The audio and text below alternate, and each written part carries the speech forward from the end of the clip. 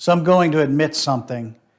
And that is that the book goes over some ISO, International Organization for Standardization material, and some European compliance and standards.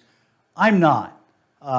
Most of the students that I get for this type of class are worried about federal agencies from the US, but you might have some business practices that also work with Europe or Asia or something like that. They may have their own compliances, they may have their own standards, they may have some things that you also are going to have to make sure in your risk management plan that you cover for compliance or for legality standpoint.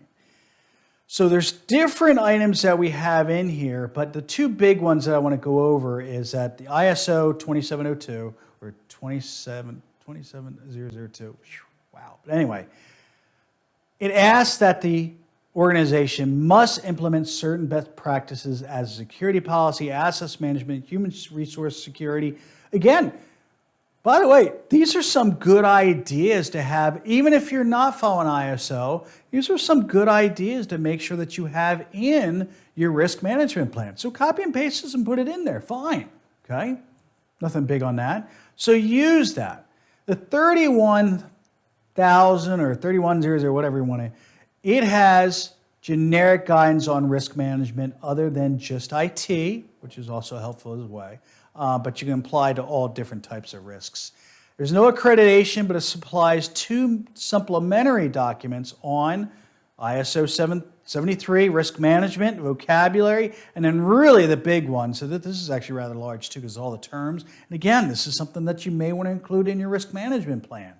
And then the 31010 or 3110, that's risk management. Techniques, guides, selection, application. Think of that as the 800-30 that we were looking at for NIST.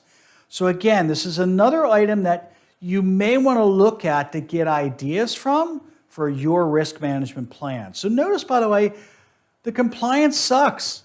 You know, it's something that you have to, but they're trying to give you as much information and as much of the structure as possible to make your workload easier when you have to follow this. Because again, think of it if you don't. You don't just get, lose business, but you're also going to get penalized by whatever government that you're probably in. Probably for the United States, you're going to get penalized if you get caught and penalized securely. And penalization doesn't just mean money. It means resources and probably people getting fired. So that's why it's so important to have all these different standards that are out there, just for at least for a reference, so that you can look at it and say, okay, we need to include this in our risk management plan.